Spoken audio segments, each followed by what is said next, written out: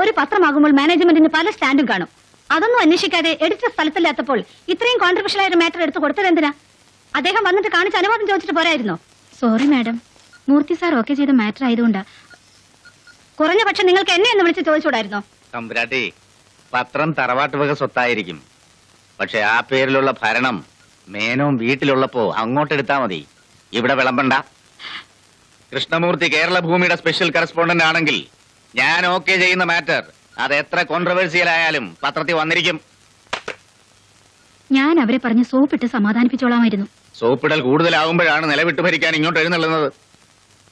നിങ്ങൾ എന്താ ഈ സ്കൂപ്പിൽ അനന്തുവിന്റെ പേര് കൊടുക്കാഞ്ഞത്? റെയിനി ആയതുകൊണ്ട്, പിന്നെ ഇത്രയും പ്രധാനപ്പെട്ട ഒരു മാറ്റർ അല്ലേ, സ്പെഷ്യൽ കറസ്പോണ്ടന്റ് എന്ന് കൊടുക്കാൻ ഭേദമെന്ന് തോന്നി. സ്പെഷ്യൽ കറസ്പോണ്ടന്റ് ഞാനാണ്, പക്ഷെ ഞാനല്ല ഈ സ്കൂപ്പ് കണ്ടെത്തിയത്. ഇതിനു വേണ്ടി രാപകൽ ഓടി അലഞ്ഞ് ഡാറ്റയും മെറ്റീരിയലും കളക്ട് ചെയ്തത് ഇയാളാണ്. അതിന്റെ ക്രെഡിറ്റ് ഇയാൾക്ക് കൊടുക്കുകയും വേണം. അർഹിക്കുന്ന ക്രെഡിറ്റ് കിട്ടാതെ പോകുമ്പോ, അതും ബഡിംഗ് സ്റ്റേജിലുള്ള ഒരു ജേർണലിസ്റ്റിന്, അത് അയാളെ എത്രയാ തളർത്തുന്നത് എന്ന് നിങ്ങൾ ഓർക്കുന്നില്ല. ആ നൊമ്പരം ഞാൻ ഒരുപാട് അനുഭവിച്ചിട്ടുള്ളതാണ്. അത് സാരമില്ല സാർ, നമ്മുടെ സ്റ്റോറി ശ്രദ്ധിക്കപ്പെട്ടുവല്ലോ. Sorry sir. സോറി അനന്തു.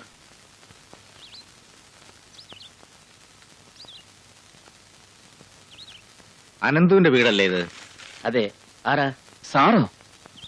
വരൂ താത്താ, ഞാൻ சொல்லியா എന്നോட സീനിയർ ഗുരു. ഓ, கிருஷ்ணமூர்த்தி சாரோ? அனந்து உங்களை பத்தி நிறைய சொல்லியிருக்கான். അത് സാറോടെ പൊണ്ണ് മീനു. ஆஹா, உள்ள வாங்கோ. വരൂ.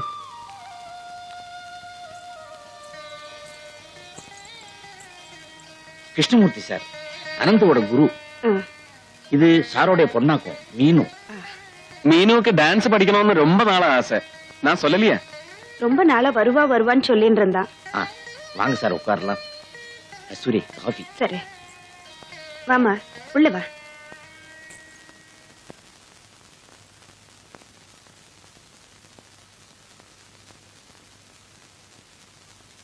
அம்மா, எனக்கு நினைவு தெரிஞ்ச நாள்ல இருந்து நீயும் டான்ஸ் கத்து கொடுக்கற.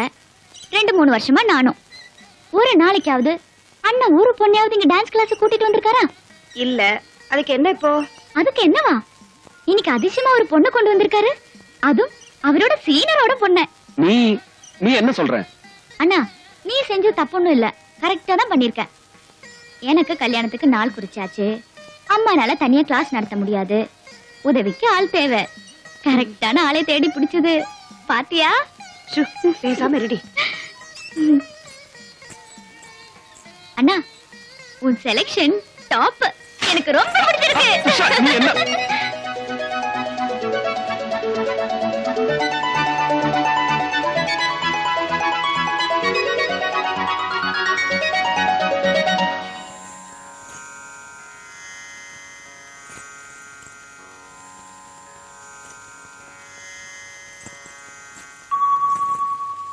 நமஸ்காரம் பண்ணிக்கோ.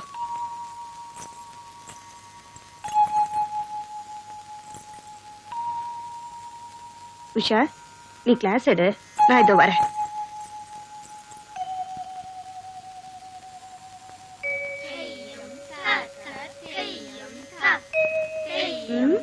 என்னடா பாக்குற? இல்லம்மா, நான் பேனா எங்கேயோ வச்சு மறந்து. எங்க போச்சு பேனா? மெத்தைக்கு கீழே. அல்ல, நான் அங்க.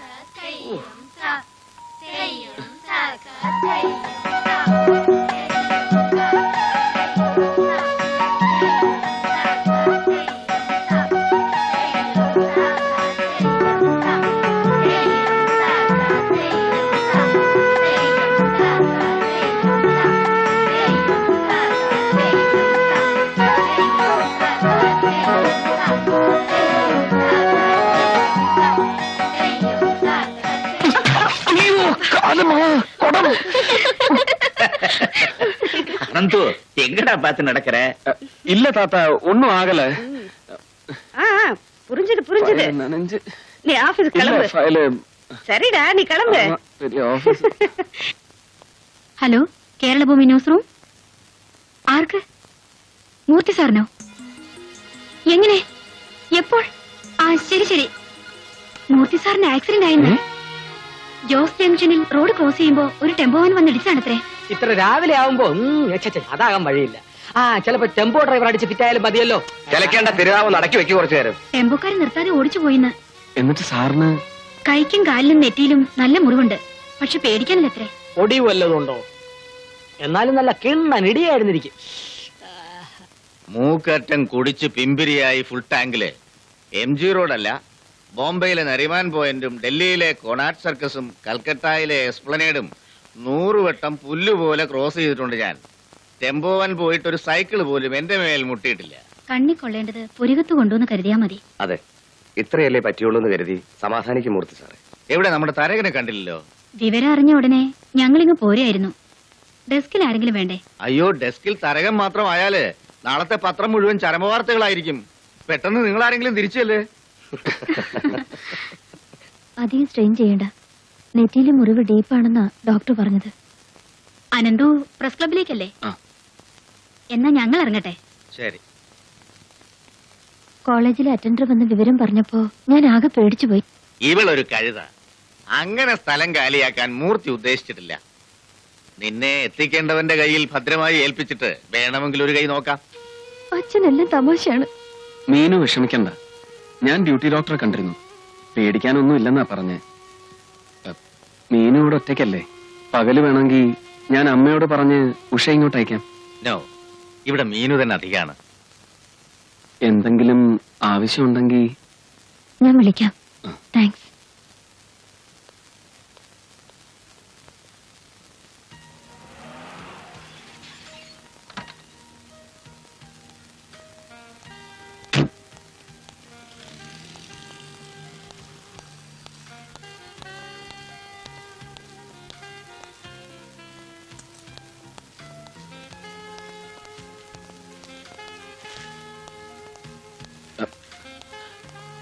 Excuse me. ഹലോ മാഡം, എപ്പോ വന്നു? ഓ, നിങ്ങളോ? ഞാൻ പെട്ടെന്നൊരു പേഴ്സണൽ വിസിറ്റിന് വന്നതാണ്. ഇന്ന് ഉച്ചയ്ക്ക്. എത്ര ദിവസം ഉണ്ടാവും? തീരുമാനിച്ചിട്ടില്ല. May be 1 day. ഞാൻ ബന്ധപ്പെടാം മിസ്റ്റർ അനന്തുവിനെ. അല്ല, ഞാനൊന്ന് കാണാനായിട്ട് അങ്ങോട്ട്. അനന്തു, ഹൈക്കമ്മീഷൻ വന്നു, meeting തുടങ്ങാറായി. I stand here before you, assigned with the pleasant and privileged responsibility of welcoming Dr. Rafael D. Saraf, the Australian High Commissioner to India, and respected Mrs. Helena Saraf. Dr. Saraf has had a meritorious and illustrious career and has made immense contributions in developing and increasing diplomatic and cultural ties with many other countries in the world. It is indeed in the fittest of things that Australia has selected Dr. Rafael Saraf as the High Commissioner to India because hello. Hello, I'm Gayathri. the cultural, yes madam. എനിക്ക് അത്യാവശ്യമായി നിങ്ങളെ ഒന്ന് കാണണം. ഞാനിവിടെ Australian high കമ്മീഷണറുടെ ഒരു function cover ചെയ്യാൻ വന്നതാ. അത് കഴിഞ്ഞിട്ട് വന്നാ പോരെ? നോ, പോരാ. I must meet you urgently. Please, എനിക്ക് വല്ലാത്ത തിടുക്കുണ്ട്. ഞാനൊന്ന് നോക്കട്ടെ.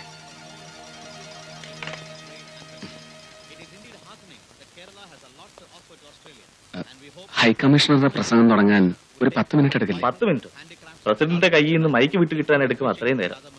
പിന്നെ ആശംസക്കാർ 4 പേര് വേറെ. 1.25 മണിക്കൂർ കഴിഞ്ഞ് സാഹിബിന് നാമനക്കാൻ ചാൻസ് കിട്ടും.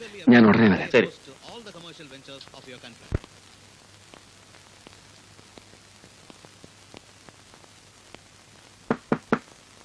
യെസ്.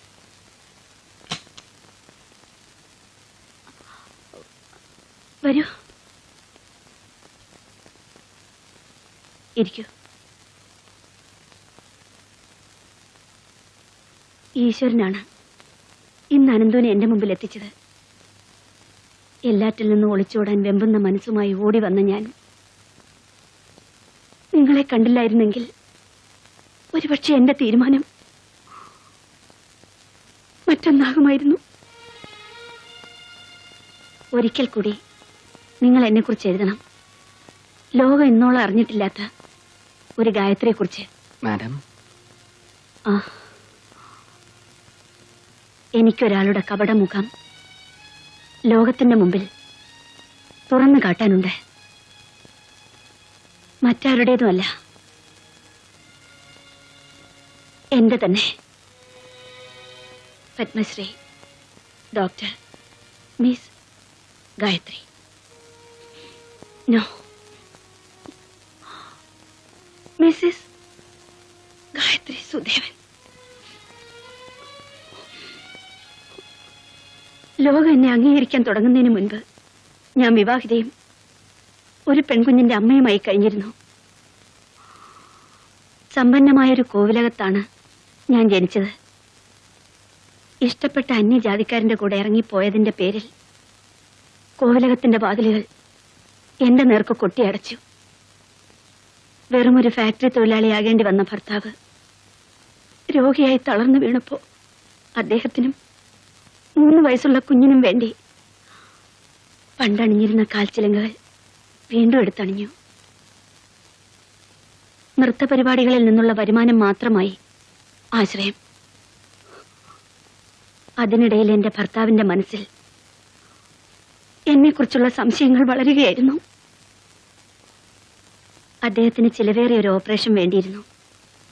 പണം സ്വരൂപിക്കുവാൻ വേണ്ടി ഒരു സ്വകാര്യ നൃത്തപരിപാടി കഴിഞ്ഞ് മടങ്ങിയെത്തിയപ്പോൾ കാണേണ്ടി വന്നത് ആ മൃതശരീരമായിരുന്നു. സ്വാഭാവിക മരണമല്ല, ആത്മഹത്യ. എന്നെ തോൽപ്പിക്കാൻ. പക്ഷെ ഗായത്രി തോറ്റില്ല. എന്റെ മോൾക്ക് വേണ്ടി എനിക്ക് ജീവിക്കണമായിരുന്നു. എന്നെ രക്ഷിക്കാൻ ഒരു മനുഷ്യൻ തയ്യാറായി. നൃത്തകലയെ സ്നേഹിക്കുന്ന ഒരു കോടീശ്വരൻ. അയാൾ എന്നെ പത്മശ്രീ ഡോക്ടർ മിസ് ഗായത്രി ദേവിയാക്കി. അതിന് ഞാൻ കൊടുക്കേണ്ടി വന്ന വില. ഉയരങ്ങൾ കീഴടക്കാൻ വേണ്ടി അയാൾ എന്നെ പല ഉന്നതന്മാർക്കും കാഴ്ചവെച്ചു. അനുസരിക്കല്ലാതെ മറ്റൊരു മാർഗവുമില്ലായിരുന്നു. എന്റെ മോൾക്ക് വേണ്ടി 10 മുഖങ്ങളും 10,000 കൈകളുമുള്ള ആ മനുഷ്യന്റെ ഞാൻ അറിയുന്ന പേര് റാംജി എന്നായിരുന്നു. റാംജി? അതെ അനന്തു, എന്റെ ജീവിതം തുറന്നു കാട്ടുന്നതിലൂടെ എനിക്ക് ആ മനുഷ്യന്റെ മുഖംമൂടിയാണ് പിച്ചി ചീന്തേണ്ടത്. പറയൂ, നിങ്ങൾക്ക് എന്നെ സഹായിക്കാനാവുമോ? It depends. റാംജി അയാൾ ആരും ആകട്ടെ, വ്യക്തി വൈരാഗ്യത്തിന്റെ പേരിൽ ഒരു ക്യാരക്ടർ അസാസിനേഷന് നിങ്ങൾ എന്നെ ഒരു ഉപകരണമാക്കുകയല്ലെന്ന് ഞാൻ എങ്ങനെ ഉറപ്പിക്കും? Stop it. ഉപകരണമാക്കുകയോ? ഒരായുസ് മുഴുവൻ അയാളുടെ കയ്യിൽ ഒരു ഉപകരണമായി എല്ലാം ഹോമിച്ചവളാണ് ഞാൻ. I don't have to do it.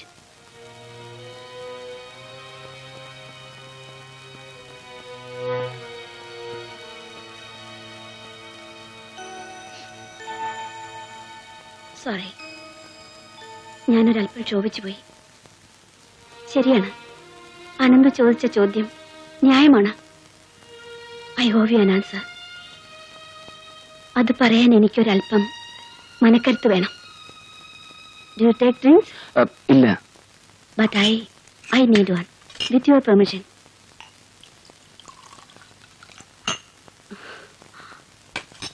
നിങ്ങളുടെ സങ്കല്പത്തിലുള്ള പത്മശ്രീ ഡോക്ടർ ഗായത്രി ദേവി മദ്യപിക്കുമായിരുന്നില്ല, ഇല്ലേ?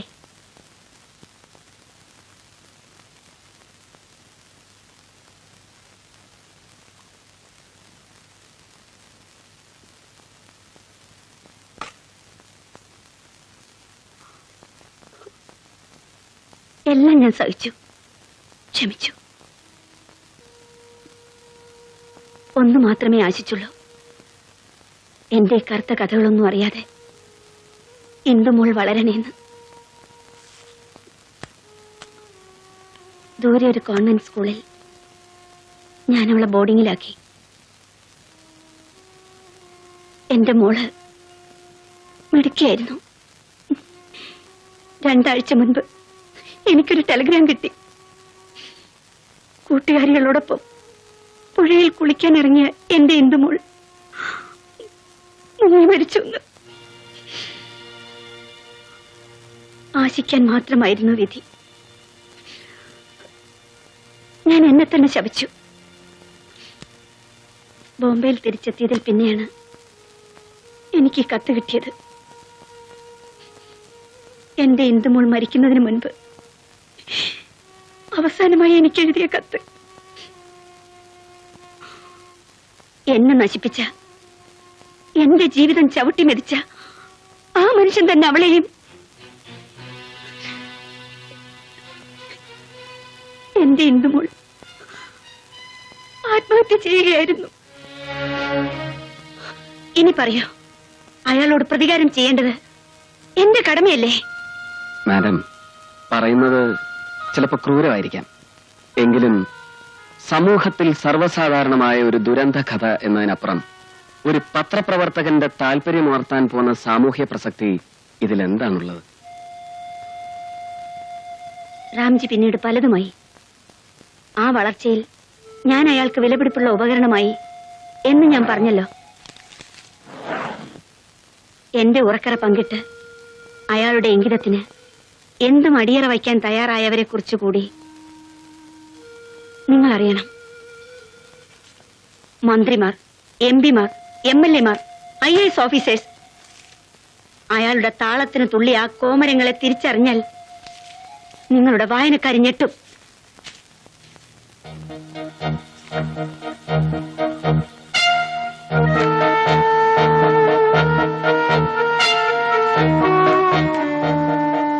Now tell me, ഇത് മതിയോ നിങ്ങളുടെ ജേർണലിസ്റ്റിനെ പ്രൊവോക്ക് ചെയ്യാൻ?